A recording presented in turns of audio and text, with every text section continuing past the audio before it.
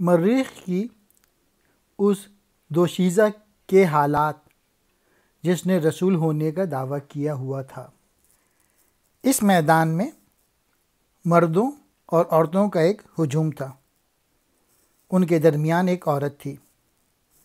اس کا چہرہ تو روشن تھا لیکن روحانی نور سے خالی تھی۔ اس کے بیان پر اس کے معنی بوجھل تھے۔ گویا وہ جو کچھ کہہ رہی تھی وہ سب بے معنی سا معلوم ہو رہا تھا۔ اس کے الفاظ سوچ سے خالی تھے اور اس کی آنکھ میں نم نہ تھی۔ وہ آرزو کے سرور سے نا واقف تھی۔ اس میں کسی طور پہ بھی جذبہ عشق کے آثار نہیں تھے اور نہ کوئی جد و جہد و عمل والی بات تھی۔ اس نکتہ دان مریخی حکیم نے جو ہمارا رہنما تھا ہم سے کہا، یہ دوشیزہ اہل مریخ میں سے نہیں، یہ سادہ طبع، آزاد اور مکر و فریب سے دور تھی۔ اس میں مکر و فریب نہ تھا۔ ظالم شیطان نے اسے یورپ سے اغوا کیا تھا۔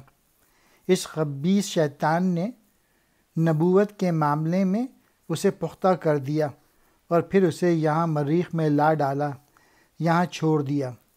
وہ دوشیزہ کہنے لگی، میں آسمان سے نازل ہوئی ہوں اور میرا پیغام نبوت آخر زماں کا پیغام ہے۔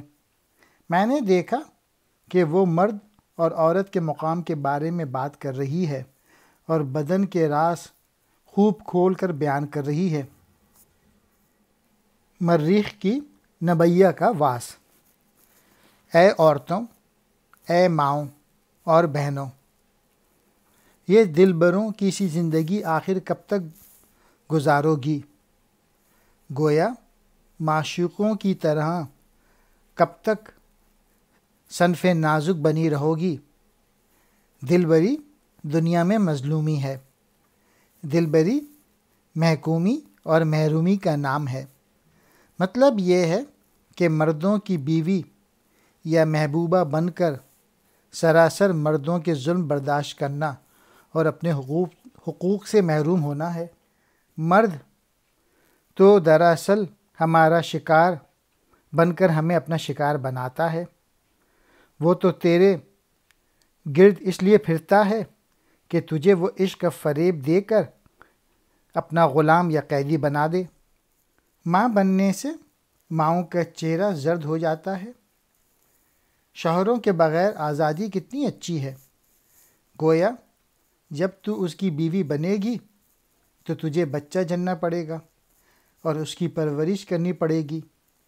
اس سے تو تیرا خون نچڑ جائے گا، لہٰذا اس سے بچ اور ایک آزاد اور پرمسرت زندگی گزار۔ مجھ پر خدا کی طرف سے مسلسل وحی نازل ہو رہی ہے اور یہ وحی مجھ میں ایمان کی لذت بڑھا رہی ہے۔ یہ ایمان اس دوشیزہ کا خود ساختہ ایمان ہے اور وحی کے فریب سے وہاں موجود حاضرین کو مروب کر رہی ہے۔ اب وہ وقت آ رہا ہے کہ سائنس کے معجزے سے عورت کے بدن کے اندر دیکھا جا سکے، یعنی یہ معلوم ہو جائے کہ ماں کے پیٹ میں بچے کتنے ماہ کا ہو چکا ہے اور وہ بچہ لڑکا ہے یا لڑکی۔ رومی، تو زندہ رود یعنی اقبال، ذرا نئے آئین والے زمانے کے مذہب کو دیکھ، ملاحظہ کر اور ایک لا دین تہذیب کے اثرات یا نتائج ملاحظہ کر۔ یہ بات اس نبیہ کے واس کے حوالے سے کہی ہے۔ حقیقت یہ ہے کہ زندگی کا آئین و شرع عشق ہے۔ تہذیب کی اصل دین ہے اور دین عشق ہے۔ گویا مریخ کی اس نبیہ نے جو کچھ کہا وہ سراسر بے دین تہذیب اور بے عشق دین کی وجہ سے ہے اور یہ دنیا کے معاشروں میں برائیاں اور خرابیوں کا باعث ہے۔ گویا پختہ دین ظاہری علم اور مطالعہ کتب سے حاصل نہیں ہو سکتا۔ فلک مشتری، اللاج اور غالب کی عظیم روحیں جو بہشتی نشیمن گھر کی طرف مائل نہ ہوئیں۔ چونکہ خدا کی نشانیوں کی کوئی حد نہیں ہے، اس لیے اے مسافر، بھلا راستے کی انتہا کہاں ہے؟ گویا مرد خود درس کے لیے ہر منزل ایک نئی منزل کی طرف گامزن ہونے کا باعث بنتی ہے، اور وہ مسلسل چلتا رہتا ہے۔ عقل پہلے کوئی نظریہ قائم کرتی ہے، پھر خود ہی اسے غلط قرار دیتی ہے، جبکہ معرفت و عرفاں کے مقرر کردہ نظریات یقینی ہوتے ہیں۔ حکمت ہر شے کو ہنر کے ترازو میں تولتی ہے، جبکہ یہ معرفت ہر شے کو نظر کے ترازو میں تولتی ہے۔ گویا عقل دلیل سے کسی چیز کو جانچتی ہے، لیکن معرفت اس سے جانچتی ہے۔ وہ یعنی حکمت آب و خاک کو اپنی گرفت میں لائی، جبکہ یہ یعنی معرفت جان پاک کو گرفت میں لائی۔ حکمت و فلسفہ اور سائنسی علوم مادیت ہی میں الجھتے رہے، جبکہ معرفت روحانی تجلیوں سے فیض پاتی ہے۔ کائنات کو دیکھنے والے ان دو مسافروں کا قافلہ رومی اور اقبال کا اب مشتری کے کنارے پہ اترا۔ منصور اللاج ایک آزاد مرد جو اچھے اور برے کی تمیز سے پوری طرح آگاہ ہوتا ہے، اس کی روح بحشت میں نہیں سما سکتی۔ ملا کی جنت تو شراب حور والی جنت ہے، جبکہ آزاد لوگوں کی جنت مسلسل سیر گردش کرنا ہے، یعنی وہ ملا کی طرح ان آسائشوں لذتوں میں نہیں کھو جاتے، بلکہ انہیں اپنے آگے بڑھنے یعنی وہاں بھی روحانی مدارج طے کرنے میں رکاوٹ سمجھتے ہیں۔ ان کا بنیادی مقصد تو محبوب حقیقی کا دیدار ہوتا ہے۔ ملا کی جنت کھانا پینا اور سونا اور موسیقی سننا ہے، جو گویا جنت کا عیش ہے۔ اس کے برعکس ایک عاشق کی جنت وجود یعنی محبوب حقیقی کے دیدار کی خواہش ہے۔ ملا کے مطابق حشر قبر کے کھلنے اور بانگ صور پر مردوں کے اٹھنے کا نام ہے، جبکہ ہنگامہ برپا کرنے والا عشق خود قیامت کی صبح ہے۔ گویا ایک عاشق اپنے جذبہ ہائے صادق کی بنا پر قیامت سے پہلے ہی اسے قیامت دیکھ لیتا ہے، اور وہ اپنی زندگی ہی میں حشر و نشر کی کیفیات سے گزر کر محبوب حقیقی کے دیدار سے مشرف ہو جاتا ہے۔ علم و حکمت کی بنیاد خوف اور امید پہ ہے، جبکہ عاشق کے لیے نہ تو امید کی کوئی کیفیت ہوتی ہے اور نہ خوف و ہراس کی۔ گویا علم اس کے لیے امید و بیم کا شکار رہتا ہے کہ خدا جانے حشر میں کیا صورتحال ہوگی، لیکن اس کے برعکس عاشق مشاہدہ حق کی طرف گامزن ہونے کے باعث امید و بیم سے بے نیاز رہتا ہے۔ علم کائنات کے جلال سے خوفزدہ رہتا ہے، جبکہ عاشق کائنات کے جمال میں غرق ہوتا ہے۔ علم کی نظر صرف ماضی اور حال پہ ہوتی ہے، جبکہ عشق کہتا ہے کہ دیکھ کیا آئے گا، آئندہ جو کچھ ہونے والا ہے اس پر نظر ڈال۔ علم کے برعکس عشق آزاد اور غیرت مند اور بے صبر، وہ وجود یعنی محبوب حقیقی کے دیدار کے معاملے میں بے باک اور دلیر ہے۔ بے صبری اس لحاظ سے کہ وہ جلد اس دیدار سے مشرف ہونا چاہتا ہے۔ دل میں عشق کے کانٹوں کی چبھن کے بغیر جینا کوئی جینا نہیں۔ ضروری ہے کہ عاشق پاؤں کے نیچے آگ کے ساتھ جیے، یعنی عاشق کے لیے مسلسل بے قرار رہنا ہی اصل زندگی ہے، اور ایسا فراغ ہی میں ممکن ہے۔ اللاج جو کوئی تقدیر کا ساز و سامان رکھتا ہے، اس کی طاقت سے ابلیس اور موت دونوں پر کپ کپی تاری رہتی ہے۔ ایک پختہ یعنی کامل مرد جبر سے اور بھی زیادہ پختہ ہو جاتا ہے۔ اس کے برعکس ایک مرد خام کے لیے جبر قبر کی آغوش بنتا ہے۔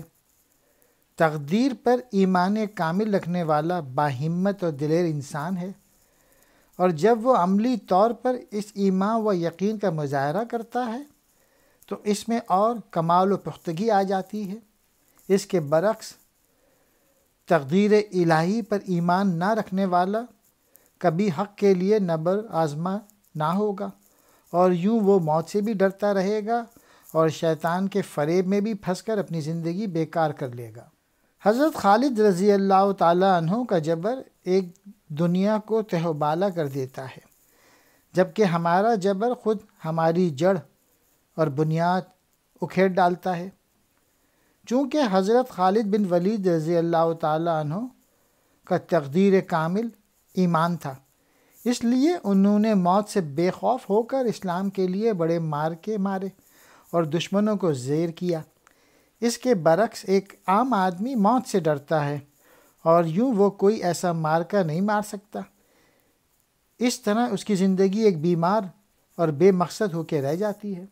میرے دور کے مومنوں کی خوبو کافروں کی سی ہے۔ زباں سے تو وہ لا الہ کہتے تھے، لیکن اپنے آپ سے منکر تھے۔ وہ اپنی خودی اور اپنے خالق حقیقی سے ناآشنا تھے۔ وہ عملاً توحید کی طرف مائل نہ تھے۔ زندہ روح غالب کی روح سے مخاطب ہے: اے غالب، کہ تجھے قدرت کی طرف سے تلاش و جستجو کا درد عطا ہوا ہے۔ غالب: تو اس جہاں میں غور سے دیکھ، یہاں مسلسل جہاں وجود میں آ رہے ہیں، نت نیا جہاں وجود میں آ رہا ہے۔ جہاں کہیں بھی دنیا کا ہنگامہ ہے، وہاں ایک رحمت العالمین بھی ہے۔ سب جہانوں کے لیے رحمت تو صرف حضور اکرم صلی اللہ علیہ وآلہ وسلم ہی کی ذات مبارک ہے۔ ایسی بات کھل کر کرنا خطا ہے، یعنی ایسی بات آپ عام انسانوں کی عقل میں نہیں آ سکتی کہ ایک ہستی سب جہانوں میں موجود ہو، صرف ان جہانوں ہی میں نہیں جو حضور اکرم صلی اللہ علیہ وآلہ وسلم کے دور میں موجود تھے، بلکہ ان جہانوں میں بھی جو بعد میں قیامت تک وجود میں آتے رہیں گے۔ اہل فراق کے سردار ابلیس کا ظاہر ہونا۔ میں اپنے خیالات میں محو تھا کہ اچانک میں نے دیکھا کہ جہاں فضا تاریک ہو گیا ہے، مکان سے لا مکان تک تاریکی سیاہی چھا گئی۔ اس رات تاریکی میں ایک شعلہ نمودار ہوا جس کے اندر سے ایک بوڑھا آدمی باہر نکلا۔ ابلیس کی تخلیق آگ سے ہوئی، اس لیے شعلے کی بات کی ہے۔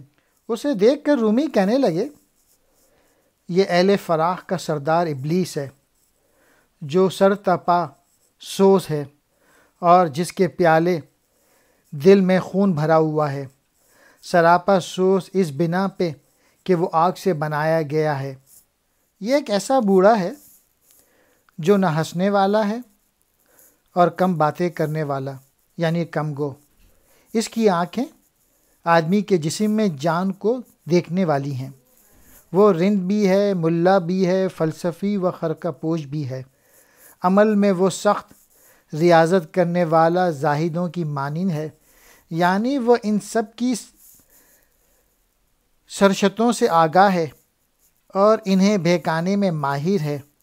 چنانچہ اپنے اس فن سے وہ ان سب کو اپنا پیروکار بنا سکتا ہے۔ ابلیس ابھی تک خیر و شر کی جنگ میں مصروف ہے۔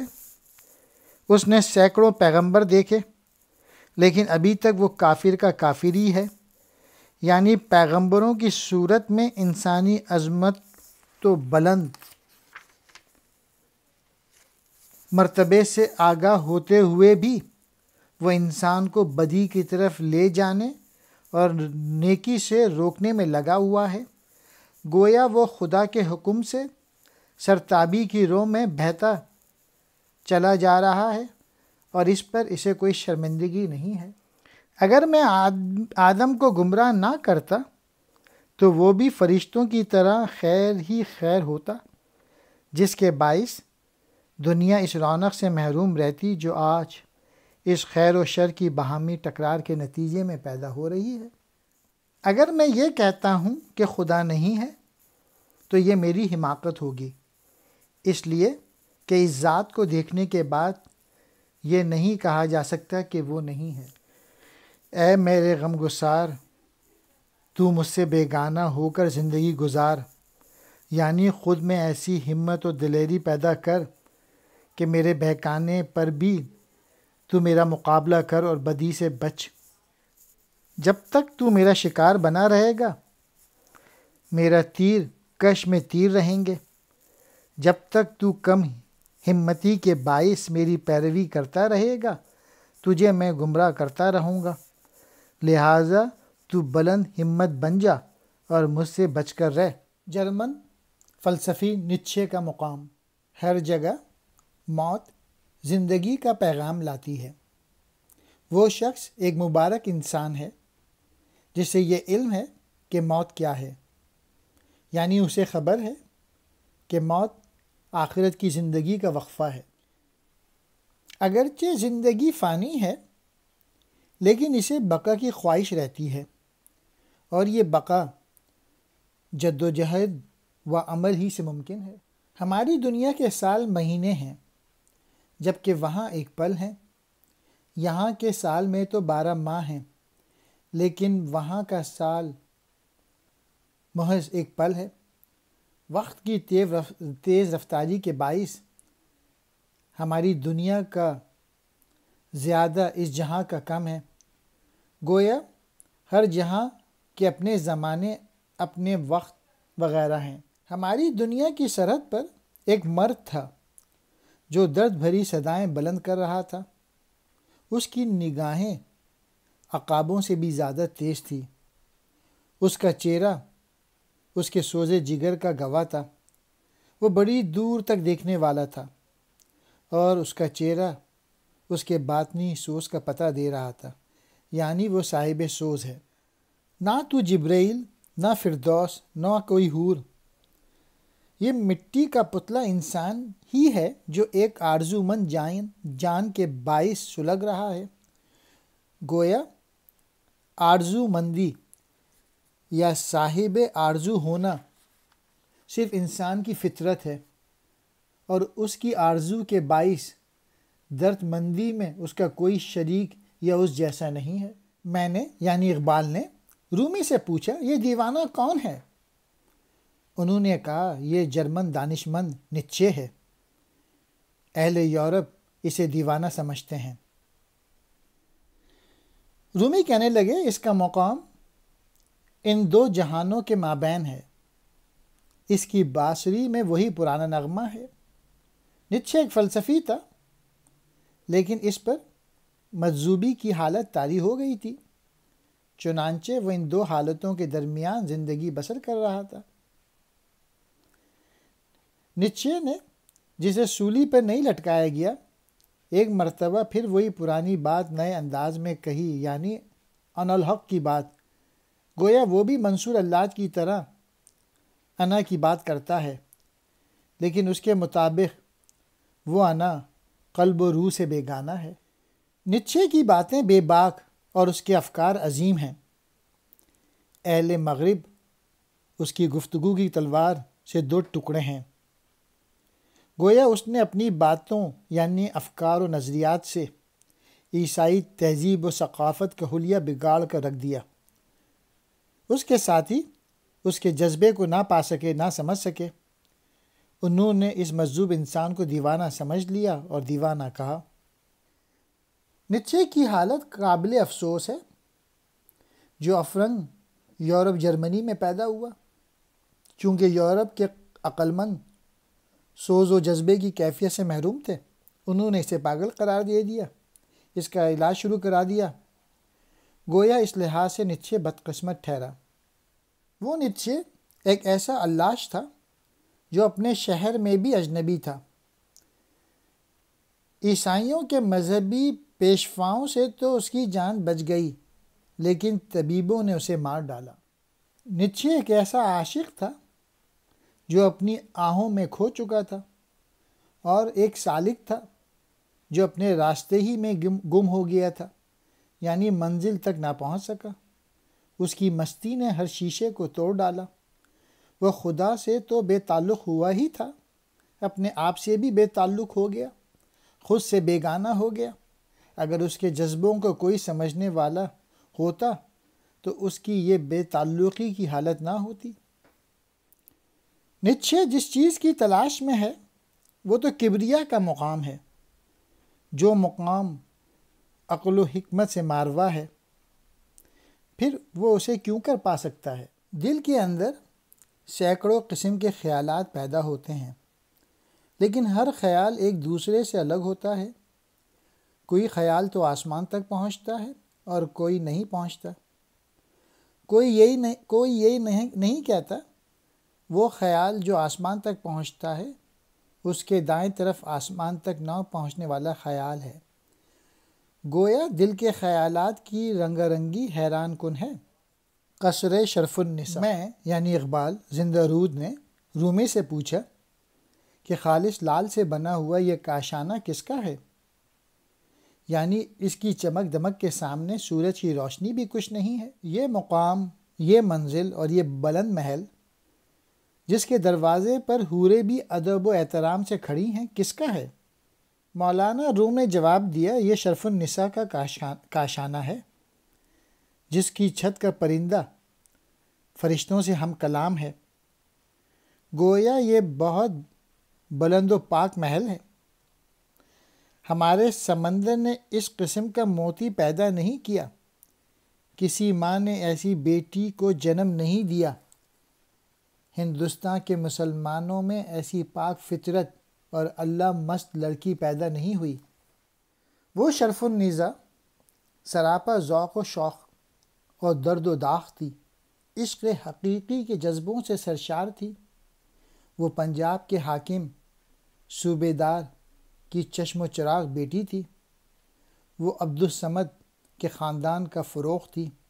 اس کا فقر ایک ایسا تخصص تھا جو ابد تک قائم رہے گا۔ اس کی کمر پر 2 دھاری تلوار بندھی ہوتی تھی اور ہاتھ میں قرآن ہوتا تھا۔ اس کا تن بدن اور اس کے ہوش و حواس اللہ کی یاد میں مست رہتے تھے۔ مومنوں کے لیے دنیا و آخرت میں قرآن کے ساتھ تلوار ہی کافی ہے، لہٰذا میری قبر کے لیے سما کافی ہے۔ دونوں چیزیں میری قبر کے سرہانے رکھ دینا۔ مسلمان بر صغیر پر کبھی حکمران تھے، لیکن انہوں نے شمشیر و قرآن سے دوری اختیار کر لی اور یوں غلامی کی ذلیل زندگی گزارنے لگے۔ مرد حق جو صرف خدا سے ڈرتا تھا، اب وہ ما سوا اللہ یا باطل قوتوں سے ڈرنے لگا۔ مولا کے اس شعر مسلمان نے لومڑی کی سی بزدلی اختیار کر لی۔ کبھی بہادر تھا، لیکن مذکورہ دوری کے باعث بزدل بن گیا۔ سکھ شرف النساء کی قبر سے شمشیر اور قرآن اٹھا لیے گئے اور اس صوبہ پنجاب میں مسلمانی مر گئی، یعنی چونکہ مسلمان قرآن و شمشیر سے بیگانے ہو گئے تھے، اس لیے ذلت و خواری ان کا مقدر بن گئی اور حکمرانی سے وہ محروم ہو گئے۔ حضرت سید علی ہمدانی اور ملا طاہر غنی کشمیری کی زیارت۔ رومی کی باتوں نے میرے دل میں سوز پیدا کر دیا۔ رومی زندہ رود سے یعنی اقبال سے کہنے لگے، جو کچھ نظر آ رہا ہے اس سے دل لگا، اے بیٹے برخوردار، جو کچھ گزر چکا ہے اس سے دل نہ لگا، جو اب سامنے ہے اس پہ توجہ کر۔ اے شاہ ہمدان، میں آپ سے خدا کے ایک بھید کا حل جاننا چاہتا ہوں۔ خدا نے شیطان کو پیدا کیا اور ہم سے اطاعت چاہی۔ گویا اس انسان مخالف شیطان کو ہمیں بہکانے کی کھلی چھٹی ہے، جبکہ ہمیں اس کا حکم نہ ماننے اور اپنی خدا کی اطاعت کرنے کا حکم دیا ہے۔ یہ معمہ میری سمجھ سے باہر ہے، آپ فرمائیے۔ برائی اور گناہ کو اس طرح آراستہ کرنا، دلکش بنانا اور عمل کے معاملے میں ہم انسانوں سے نیکی چاہنا کچھ عجیب سی بات ہے۔ ایک طرف یہ خاک کی مٹھی یعنی انسان اور دوسری طرف یہ گردش کرنے والا آسمان۔ آپ خود ہی فرمائیے کہ کیا اسے خدا کو یہ کام زیب دیتا ہے؟ گویا خدا نے انسانوں کو حالات کا پابند بھی کر دیا اور ساتھ ہی جزا اور سزا کا قاعدہ بھی مقرر کر دیا۔ کیا یہ عمل درست ہے؟ شاہ ہمدان: وہ انسان جو اپنے آپ سے باخبر ہے، اپنی خودی یعنی اپنی قوتوں اور صلاحیتوں سے پوری طرح آگاہ ہے، وہ نقصان سے بھی نفع پیدا کر لیتا ہے۔ گویا اس پر جب اپنی تخلیق کا مقصد واضح ہو جاتا ہے تو وہ ایک برائی کو دیکھ کر اس سے بچتا اور اپنی توجہ نیکی کی طرف کر لیتا ہے، یعنی وہ صحیح معنوں میں افضل مخلوقات بن جاتا ہے۔ شیطان کے ساتھ بزم آرائی آدمی کے لیے جان کا عذاب ہے، جبکہ شیطان کے ساتھ جنگ آدمی کے لیے جمال ہے۔ جب آدمی مذکورہ مقصد سے ناآشنا رہتا ہے تو وہ شیطان کی گرفت میں رہتا ہے۔ اگر وہ آشنا ہو جائے تو وہ شیطان سے برسر پیکار رہ کر برائیوں سے بچتا اور اپنی زندگیوں کو وبال کی بجائے جمال یعنی حسین و اعلیٰ بنا لیتا ہے، یعنی شیطان سے دور ہوتا ہے تاکہ تم عظیم انسان بن سکو۔ زندہ رود: آسمان کے نیچے اس دنیا میں آدمی کو کھا رہا ہے اور ایک قوم دوسری قوم کو کھا رہی ہے۔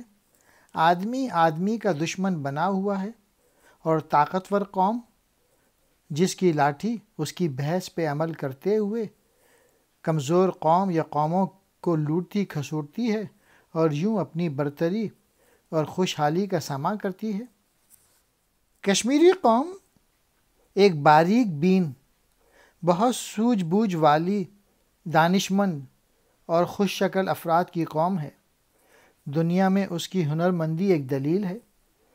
کشمیریوں نے مختلف قسم کے ہنروں اور صنعتوں وغیرہ میں نہایت مہارت اور کاریگری کا مظاہرہ کیا ہے، جو دنیا کے لیے ایک مثال کی حیثیت رکھتی ہے۔ جب سے یہ قوم خودی سے بے نصیب ہو گئی ہے اور اپنے ہی وطن میں اجنبی بن کے رہ گئی ہے، اپنی اندرونی صلاحیتوں اور قوتوں سے بے خبر ہونے کے باعث یہی قوم جو کبھی صاحب عظمت تھی غلام و محکوم ہو گئی ہے۔